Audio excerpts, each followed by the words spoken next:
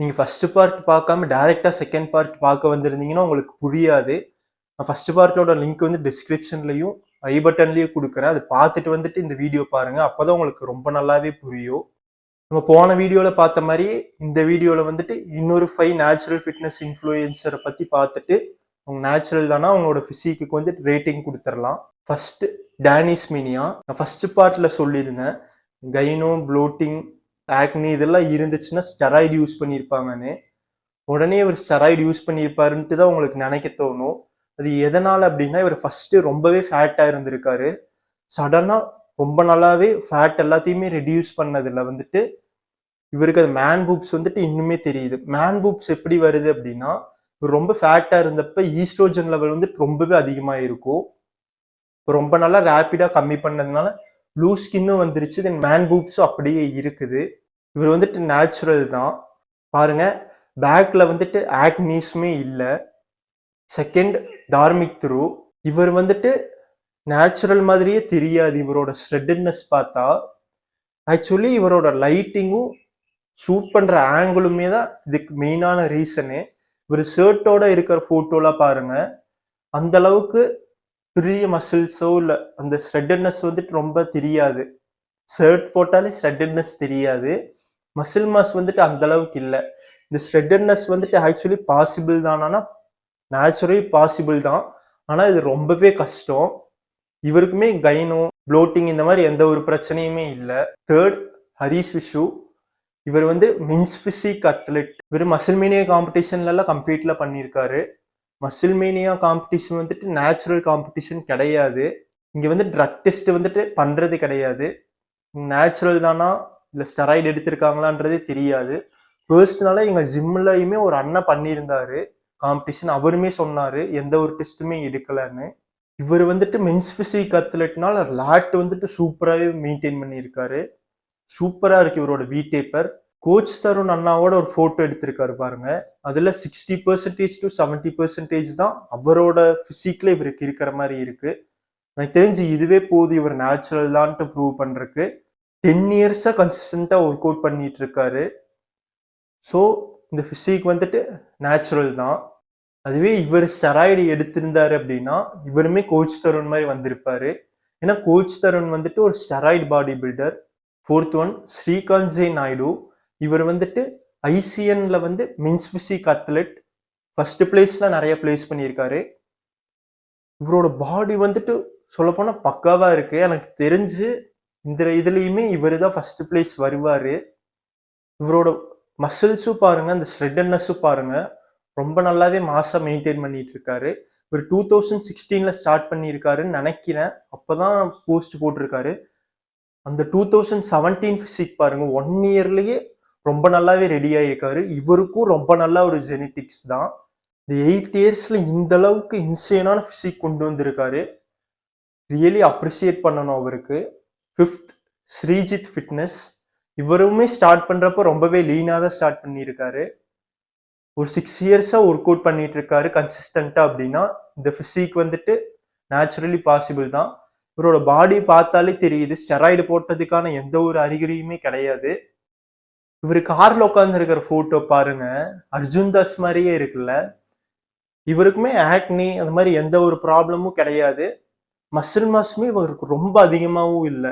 Steroid போட்டிருந்தாரு அப்படின்னா அந்த 6 இயர்ஸ்ல வந்துட்டு ரொம்ப ஹியூஜாவே இருந்திருப்பாரு. இப்ப நம்ம இவங்க 5 பேருக்குமே ரேட்டிங் கொடுத்துடலாம். டேனிஸ் மீனியா செஸ்ட்டுக்கு 4 out of 10, லேட்டுக்கு 8 out of 10, ஷோல்டர் 6.5, ஆர்ம்ஸுக்கு 7. டேனி ப்ரோக்கு வந்துட்டு மார்க் கம்மியா செஸ்ட்டுக்கு கொடுத்ததுக்கான காரணம் வந்துட்டு இவருக்கு லூஸ் ஸ்கின் இருக்கு. தென் செஸ்ட்ல இன்னுமே கொஞ்சம் சைஸ் போடணும். அதனாலதான் தப்பா நினைச்சுக்காதீங்க. இது வரைக்கும் யாருக்குமே இந்த அளவு கம்மியா மார்க் கொடுக்கல நானு. ஓவரால் மசில்லாம் ஓகே தான். இவர் லேட்ல இன்னும் கொஞ்சம் திக்னஸ் கொண்டு வந்தாருன்னா நல்லா இருக்கும். தார்மிக் திரு chest 8 out of 10, lat 8, shoulder 7, arms 7. Shoulder and ஆர்ம்ஸ்ல வந்துட்டு இவர் நல்லா ஒரு சைஸ் கொண்டு வந்தாருன்னா நெக்ஸ்ட் லெவல் போயிடும் இவரோட பிசிக்கு. ஹரிஷ் விஷு செஸ்ட்டுக்கு 8, லேட்டுக்கு 9 out of 10, ஷோல்டருக்கு 9, ஆர்ம்ஸுக்கு 8. ஆர்ம்ஸ் மட்டும் கொஞ்சம் மாஸ் எடுத்துட்டு வந்தாருன்னா ரொம்ப நல்லாவே மாஸா இருப்பாரு. ஸ்ரீகாந்த் ஜே நாயுடு. இவருக்கு செஸ்ட் 9/10, லேட்டுக்கு 9.5/10, ஷோல்டருக்கு 8.5, ஆர்ம்ஸ்க்கு 8.5. இவர் எல்லாமே ரொம்ப நல்லாவே வச்சிருக்காரு. இவர் இன்னும் கொஞ்சம் மசில் மாஸ் ஆட் பண்ணி இன்னும் கொஞ்சம் ஸ்ட்ரெட்டட் கொண்டு வந்தாருன்னா இவர் அடிச்சுக்கவே முடியாது. ஸ்ரீஜித் ஃபிட்னஸ் செஸ்ட்டுக்கு 7/10, லேட்டுக்கு 8, ஷோல்டருக்கு 8, ஆர்ம்ஸ்க்கு 8. செஸ்ட் கொஞ்சம் நல்லாவே சைஸ் போட்டாருன்னா இவரோட பிசிக் வந்துட்டு நெக்ஸ்ட் லெவல் போயிடும். எல்லாமே ரொம்ப நல்லாவே ப்ரொபோர்ஷனா மெயின்டைன் பண்ணிட்டு இருக்காரு. செஸ்ட் மட்டும் கொஞ்சம் பாருங்க சைஸ் இன்க்ரீஸ் பண்றதுல. கன்க்ளூஷன், இந்த பார்ட்டோட வின்னர் ஸ்ரீகாந்த் ஜே நாயுடு அவர் தான். ஏன்னா இவருமே ஒரு பாடி பில்டர் தான். நான் ஃபர்ஸ்ட் பார்ட்லயே சொல்லியிருந்தேன், நான் மார்க் போடுறது வந்துட்டு உங்களோட பிசிக்ல இருக்கிற ஃபிளாஸை கண்டுபிடிச்சு அதுல நீங்க இம்ப்ரூவ்மெண்ட் கொண்டு வரணுன்றதுனால தான். இது வந்துட்டு ஒரு நல்ல ஃபீட்பேக்கா எடுத்துக்கங்க. என்னை தாக்கி வீடியோ போடணும்னு நினைக்க வேண்டாம். இந்த நேச்சுரல் பாடி பில்டிங்கோட அட்வான்டேஜ் அண்ட் டிஸ்அட்வான்டேஜ் சொல்லி தான் ஆகணும். அதையும் சொல்லிடுறேன். அட்வான்டேஜஸ் நான் ரொம்ப டெக்னிக்கலா போல, நார்மலா பேசிக்காவே சொல்லிடுறேன். இப்போ நீங்க நேச்சுரலா பண்றீங்கன்னா ஸ்டெராய்டு யூஸ் பண்றதை விட இது ரொம்பவே சேஃபர்.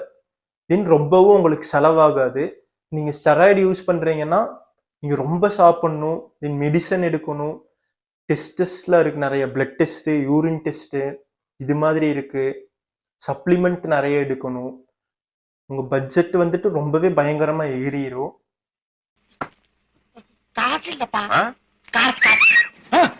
இன்னொரு மெயினான அட்வான்டேஜ் என்னன்னா, ஸ்டெராய்டு யூஸ் பண்ணிட்டு இருந்தீங்கன்னா நீங்க விட்டுட்டீங்கன்னா உங்களோட பாடி வந்துட்டு அடையாளமே தெரியாத மாதிரி மாறிடும். ஆனா நீங்க நேச்சுரலா பண்றீங்கன்னா அப்படி இல்லை.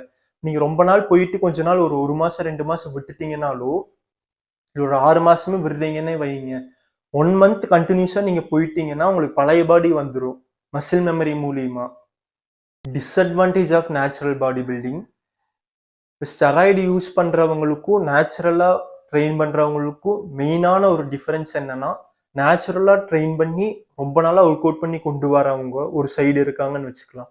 ஸ்டெராய்டு மட்டுமே யூஸ் பண்ணிட்டு ஒர்க் அவுட்டே பண்ணாம இருந்தாலுமே இந்த ஒர்க் அவுட் பண்ணாத குரூப்புக்கு தான் அதிக மசில் மாஸ் வரும்.